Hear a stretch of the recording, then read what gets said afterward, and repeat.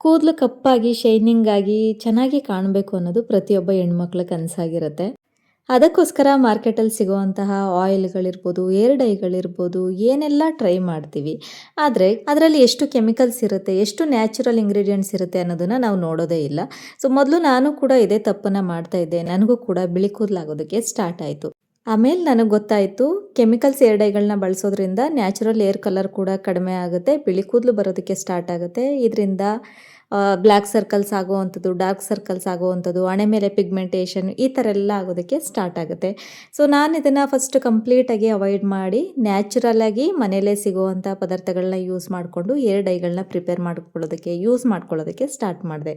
ಆವಾಗಿಂದ ಕೂದಲು ಸ್ವಲ್ಪ ವೈಟ್ ಹೇರ್ಸ್ ಕಡಿಮೆ ಆಗ್ತಾಯಿದೆ, ಗ್ರೇ ಹೇರ್ಸ್ ಕೂಡ ಕಡಿಮೆ ಆಗ್ತಾಯಿದೆ. ನ್ಯಾಚುರಲ್ ಆಗಿ ಕೂದಲು ಬ್ಲ್ಯಾಕ್ ಆಗೋದಕ್ಕೆ ಸ್ಟಾರ್ಟ್ ಆಗಿದೆ ಇವಾಗ. ಇದೇ ರೀತಿ ನಿಮಗೂ ಕೂಡ ಪ್ರಾಬ್ಲಮ್ಸ್ ಇದ್ದರೆ ಇವತ್ತಿನ ವಿಡಿಯೋ ತುಂಬಾ ಹೆಲ್ಪ್ಫುಲ್ ಅಂತಲೇ ಹೇಳ್ಬೋದು. ತುಂಬ ದಿನಗಳಿಂದ, ತುಂಬ ವರ್ಷಗಳಿಂದ ನೀವು ಇದೇ ರೀತಿ ಮಿಸ್ಟೇಕ್ಸ್ ಮಾಡಿ ಕೂದಲು ಬಿಳಿ ಆಗ್ತಾಯಿದ್ರೆ ಈ ವಿಡಿಯೋನ ಸ್ಕಿಪ್ ಮಾಡದೆ ಕೊನೆವರೆಗೂ ನೋಡಿ. ಇದೆಲ್ಲ ನ್ಯಾಚುರಲ್ ಇಂಗ್ರೀಡಿಯೆಂಟ್ಸೇ ಆಗಿರುತ್ತೆ. ರೆಗ್ಯುಲರ್ ಆಗಿ ಯೂಸ್ ಮಾಡೋದ್ರಿಂದ ಕ್ರಮೇಣವಾಗಿ ಬಿಳಿ ಕೂದಲು ಕಪ್ಪಾಗೋದಕ್ಕೆ ಶುರುವಾಗುತ್ತೆ. ಈ ಹೇರ್ ಡೈನ ಪ್ರಿಪೇರ್ ಮಾಡೋದಕ್ಕೆ ಮೊದಲಿಗೆ ನಾನಿಲ್ಲಿ ಒಂದು ತವಾನ ಬಿಸಿಗಿಟ್ಟಿದ್ದೀನಿ. ಅದ್ರ ಮೇಲೆ 2 ಸ್ಪೂನ್ನಷ್ಟು ಟೀ ಪೌಡರ್ ಏನಿರುತ್ತೆ, ನಾವು ರೆಗ್ಯುಲರಾಗಿ ಟೀ ಮಾಡೋದಕ್ಕೆ ಬಳಸ್ತೀವಲ್ಲ, ಟೀ ಪೌಡರನ್ನು ಹಾಕೋತಾ ಇದ್ದೀನಿ. ಅಥವಾ ಟೀ ಸೊಪ್ಪಿದ್ರೆ ಟೀ ಸೊಪ್ಪನ್ನು ಹಾಕೋಬೋದು. ಗ್ರೀನ್ ಟೀ ಅಲ್ಲ, ಬ್ಲ್ಯಾಕ್ ಕಲರ್ ಬರುತ್ತೆ ಅಲ್ವಾ, ಅದನ್ನು ಹಾಕೋತಾ ಇದ್ದೀನಿ. ಜೊತೆಗೆ ಕಲೋಂಜಿ ಸೀಡ್ಸು, ಇದು ಎಲ್ಲ ಸ್ಟೋರ್ಗಳಲ್ಲೂ ಸಿಗುತ್ತೆ, ಡ್ರೈ ಫ್ರೂಟ್ ಅಂಗಡಿಗಳಲ್ಲೂ ಸಿಗುತ್ತೆ, ದಿನಸಿ ಅಂಗಡಿಗಳಲ್ಲೂ ಸಿಗುತ್ತೆ, ಆನ್ಲೈನ್ಗಳಲ್ಲೂ ಸಿಗುತ್ತೆ, ತಗೋಬೋದು. ಜೊತೆಗೆ 1 ಸ್ಪೂನ್ನಷ್ಟು ಎಳ್ಳನ್ನು ಹಾಕೋತಾ ಇದ್ದೀನಿ. ಕಪ್ಪು ಎಳ್ಳನ್ನೇ ಹಾಕೋಬೇಕು, ಬಿಳಿ ಎಳ್ಳು ಬೇಡ. ಎಳ್ಳಲ್ಲಿ ಯಥೇಚ್ಛವಾಗಿ ನ್ಯೂಟ್ರಿಯೆಂಟ್ಸ್ ಇರೋದ್ರಿಂದ ಇದು ಏರ್ ಫಾಲಿಕಲ್ಸ್ನ ಸ್ಟ್ರಾಂಗ್ ಮಾಡೋದಕ್ಕೆ ಹೆಲ್ಪ್ ಮಾಡುತ್ತೆ. ಹಾಗೆ ಮೆಲನಿನ್ ಪ್ರೊಡಕ್ಷನ್ನ ಮೇಂಟೈನ್ ಮಾಡೋದಕ್ಕೆ ಹೆಲ್ಪ್ ಮಾಡುತ್ತೆ. ನ್ಯಾಚುರಲ್ ಏರ್ ಕಲರ್ನ ಮೇಂಟೈನ್ ಮಾಡಿ ಕೂದಲು ಡ್ರೈ ಆಗೋದನ್ನು ಪ್ರಿವೆಂಟ್ ಮಾಡಿ ಸ್ಕ್ಯಾಲ್ಪ್ ಮಾಯ್ಶ್ಚರ್ ಆಗಿರೋದಕ್ಕೆ ಹೆಲ್ಪ್ ಮಾಡುತ್ತೆ. ಇದಿಷ್ಟು ಇಂಗ್ರೀಡಿಯೆಂಟ್ಸ್ನು ಮೀಡಿಯಮ್ ಉರಿಯಲ್ಲಿ ಚೆನ್ನಾಗಿ ರೋಸ್ಟ್ ಮಾಡ್ಕೋಬೇಕು, ಡ್ರೈ ರೋಸ್ಟ್ ಮಾಡ್ಕೋಬೇಕು. ಚಟಪಟ ಅನ್ನೋ ಸೌಂಡ್ ಬರಬೇಕು, ಬ್ಲ್ಯಾಕ್ ಕಲರ್ ಬರಬೇಕು, ಅಲ್ಲಿ ತನಕ ಚೆನ್ನಾಗಿ ಇದನ್ನು ರೋಸ್ಟ್ ಮಾಡ್ಕೋಬೇಕಾಗತ್ತೆ.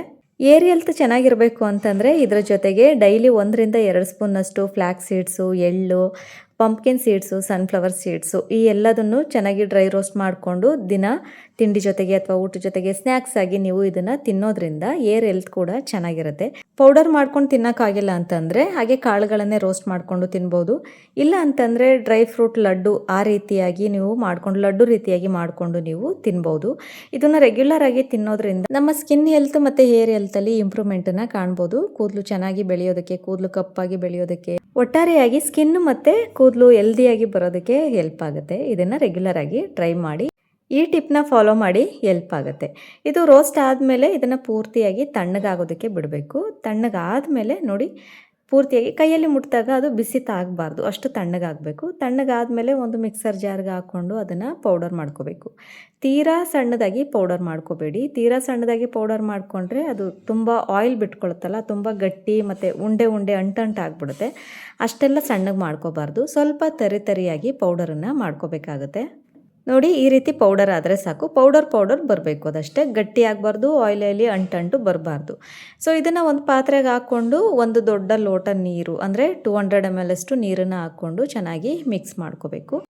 ಇವಾಗ ಈ ನೀರನ್ನು ಕುದಿಯೋದಕ್ಕೆ ಇಡಬೇಕು. ಮೀಡಿಯಮ್ ಫ್ಲೇಮಲ್ಲಿ ಒಂದು 5ರಿಂದ 10 ನಿಮಿಷ ಕುದಿಸ್ಕೋಬೇಕು. ನೀರು ಸ್ವಲ್ಪ ಕಡಿಮೆ ಹಾಕಬೇಕು. 1 ಲೋಟ ನೀರು ಅರ್ಧ ಲೋಟ ನೀರು ಬರೋ ಅಷ್ಟು ಚೆನ್ನಾಗಿ ಕುದಿಸ್ಕೋಬೇಕು. ನಿಮ್ಮ ಏರ್ ಲೆಂತ್ಗೆ ನೀವು ಎಷ್ಟು ಮೆಹಂದಿನ ಯೂಸ್ ಮಾಡ್ಕೋತೀರಾ ಅದ್ರ ಮೇಲೆ ನೀವು ನೀರನ್ನು ಹಾಕೋಬೇಕಾಗುತ್ತೆ. ನಾನು ಕಡಿಮೆ ಕ್ವಾಂಟಿಟಿಯಲ್ಲಿ ಪ್ರಿಪೇರ್ ಮಾಡ್ಕೋತಾ ಇರೋದ್ರಿಂದ 1 ಗ್ಲಾಸ್ ನೀರನ್ನು ಹಾಕ್ಕೊಂಡಿದ್ದೀನಿ.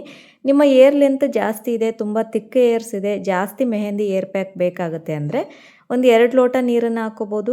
ಹಾಗೆ ನಾವು ಏನು ಕಾಳುಗಳು ತೋರಿಸಿದ್ನಲ್ಲ ಅದನ್ನು ಕೂಡ ಸ್ವಲ್ಪ ಜಾಸ್ತಿ ಕ್ವಾಂಟಿಟಿಯಲ್ಲಿ ಮಾಡಿಕೊಂಡು ನೀವು ಯೂಸ್ ಮಾಡ್ಕೋಬೇಕಾಗುತ್ತೆ. ಕಂಪ್ಲೀಟಾಗಿ ಕುದ್ದು ನೋಡಿ, ಇಷ್ಟು ನೀರು ಬಂದಿದೆ. ಈಗ ಏರ್ ಪ್ಯಾಕನ್ನು ಪ್ರಿಪೇರ್ ಮಾಡ್ಕೋಬೇಕು. ಅದಕ್ಕೆ ಮೆಹಂದಿನ ತೊಗೋಬೇಕು. ನಿಮ್ಮ ಏರ್ ಲೆಂತ್ಗೆ ಎಷ್ಟು ಬೇಕೋ ಅಷ್ಟು ಮೆಹಂದಿನ ತೊಗೊಳ್ಳಿ. ನನಗೆ ಸ್ವಲ್ಪನೇ ಸಾಕು. ನನಗೆ ವೈಟ್ ಹೇರ್ಸ್ ಎಲ್ಲಿದೆ ಅಲ್ಲಿ ಮಾತ್ರ ಅಪ್ಲೈ ಮಾಡೋದಕ್ಕೆ ನಾನು ಇಷ್ಟು ಕ್ವಾಂಟಿಟಿಯಲ್ಲಿ ತೊಗೊಂಡಿದ್ದೀನಿ. ಸೊ ಇದಕ್ಕೆ ಬಿಸಿ ಇರೋವಾಗಲೇ ನಾವು ಇದನ್ನು ಫಿಲ್ಟರ್ ಮಾಡಿಕೊಂಡು ಇದಕ್ಕೆ ಮೆಹಂದಿಗೆ ಹಾಕ್ಕೊಂಡು ಮಿಕ್ಸ್ ಮಾಡ್ಕೋಬೇಕು. ಥಿಕ್ನೆಸ್ನ ನೋಡಿಕೊಂಡು ಮಧ್ಯೆ ಮಧ್ಯೆ ಸ್ವಲ್ಪ ನೀರನ್ನು ಸೇರಿಸ್ಕೊಂಡು, ಅಂದರೆ ನಾವು ಕಾಯಿಸಿರೋವಂಥ ನೀರನ್ನೇ ಸೇರಿಸ್ಕೊಂಡು ಚೆನ್ನಾಗಿ ಮಿಕ್ಸ್ ಮಾಡ್ಕೊತಾ ಬರಬೇಕು. ಒಂದು ಕನ್ಸಿಸ್ಟೆನ್ಸಿ ಬರಬೇಕು. ನಾವು ಏರ್ ಪ್ಯಾಕ್ ಹಾಕೋದಕ್ಕೆ ಎಷ್ಟು ಥಿಕ್ನೆಸ್ ಬೇಕು ಅಷ್ಟು ಥಿಕ್ನೆಸ್ನ ತೀರಾ ತೆಳುವಿಗೆ ಕಲಿಸ್ಕೊಬಿಡಿ. ತೀರಾ ತೆಳುವಾಗ್ಬಿಟ್ರೆ ಅಪ್ಲೈ ಮಾಡಿದ್ಮೇಲೆ ಅದು ಸೋರೋದಕ್ಕೆ ಸ್ಟಾರ್ಟ್ ಆಗುತ್ತೆ, ಮುಖಕ್ಕೆಲ್ಲ ಹರಿಯೋದಕ್ಕೆ ಸ್ಟಾರ್ಟ್ ಆಗುತ್ತೆ. ಸೊ ಅದಕ್ಕೆ ಆ ರೀತಿ ಬೇಡ. ಒಂದು ಮೀಡಿಯಮ್ ಕನ್ಸಿಸ್ಟೆನ್ಸಿ ನೋಡಿಕೊಂಡು, ಗೊತ್ತಿರುತ್ತೆ ಆಲ್ಮೋಸ್ಟ್ ಎಲ್ರಿಗೂ ಏರ್ ಪ್ಯಾಕ್ ಹಾಕ್ತಾ ಇರ್ತೀರ, ಆ ಕನ್ಸಿಸ್ಟೆನ್ಸಿ ನೋಡಿಕೊಂಡು ಚೆನ್ನಾಗಿ ಮಿಕ್ಸ್ ಮಾಡ್ಕೊಳ್ಳಿ, ಗಂಟುಗಳಿಲ್ಲದೆ ಇರೋ ರೀತಿ ಮಿಕ್ಸ್ ಮಾಡಿ. ಆದಮೇಲೆ ರಾತ್ರಿ ಪೂರ್ತಿ ಇದನ್ನು ಹಾಗೆ ಮುಚ್ಚಿಟ್ಟು ನೆಕ್ಸ್ಟ್ ಮಾರ್ನಿಂಗ್ ಯೂಸ್ ಮಾಡೋದಕ್ಕೆ ಬರುತ್ತೆ. 15 ದಿನಕ್ಕೆ ಒಂದು ಸರಿ ನೀವು ಇದನ್ನು ಯೂಸ್ ಮಾಡ್ತಾ ಬನ್ನಿ, ತುಂಬ ಚೆನ್ನಾಗಿ ರಿಸಲ್ಟ್ ಸಿಗುತ್ತೆ. ಕೆಲವ್ರಿಗೆ ಇನ್ಸ್ಟೆಂಟಾಗಿ ರಿಸಲ್ಟ್ ಸಿಗುತ್ತೆ, ಇನ್ನು ಕೆಲವ್ರಿಗೆ ಸ್ವಲ್ಪ ಟೈಮ್ ತೊಗೊಳುತ್ತೆ. ರೆಗ್ಯುಲರಾಗಿ ಯೂಸ್ ಮಾಡ್ತಾ ಇದು ಚೆನ್ನಾಗಿ ರಿಸಲ್ಟ್ ಕೊಡುತ್ತೆ. ಇನ್ನು ಕೆಲವ್ರಿಗೆ ಮೆಹಂದಿನ ಅಪ್ಲೈ ಮಾಡೋದು ಇಷ್ಟ ಆಗೋದಿಲ್ಲ, ಅದ್ರ ಜೊತೆಗೆ ಬೇಡ, ಆಲ್ಟರ್ನೇಟಿವ್ ಆಗಿ ಬೇರೆ ಏನು ಯೂಸ್ ಮಾಡ್ಬೋದು ಅಂತಂದರೆ ಭೃಂಗರಾಜ ಪೌಡರ್ ಇರುತ್ತೆ, ಆಮ್ಲ ಪೌಡರ್ ಇರುತ್ತೆ, ದಾಸವಾಳದ ಪುಡಿ ಇದೆ, ನೀಮ್ ಪೌಡರ್ ಇದೆ. ಇಷ್ಟು ಪೌಡರ್ಗಳನ್ನ ಮೆಹಂದಿ ಪೌಡರ್ ಬದಲಾಗಿ ನೀವು ಹಾಕ್ಕೊಂಡು ಈ ರೀತಿ ಇವಾಗ ನಾನು ಏನು ತೋರಿಸ್ದೆ ಇದನ್ನು ಪೌಡರ್ ಮಾಡಿಕೊಂಡು ಬಿಸಿ ಮಾಡಿಕೊಂಡು ಆ ನೀರನ್ನು ಮಿಕ್ಸ್ ಮಾಡಿಕೊಂಡು ಜೊತೆಗೆ ಸ್ವಲ್ಪ ಮೊಸರನ್ನು ಸಹ ಮಿಕ್ಸ್ ಮಾಡಿಕೊಂಡು ನೀವು ಏರ್ ಪ್ಯಾಕನ್ನು ಅಪ್ಲೈ ಮಾಡ್ಬೋದು. ಇದು ಕೂಡ ತುಂಬ ಚೆನ್ನಾಗಿ ರಿಸಲ್ಟ್ ಕೊಡುತ್ತೆ.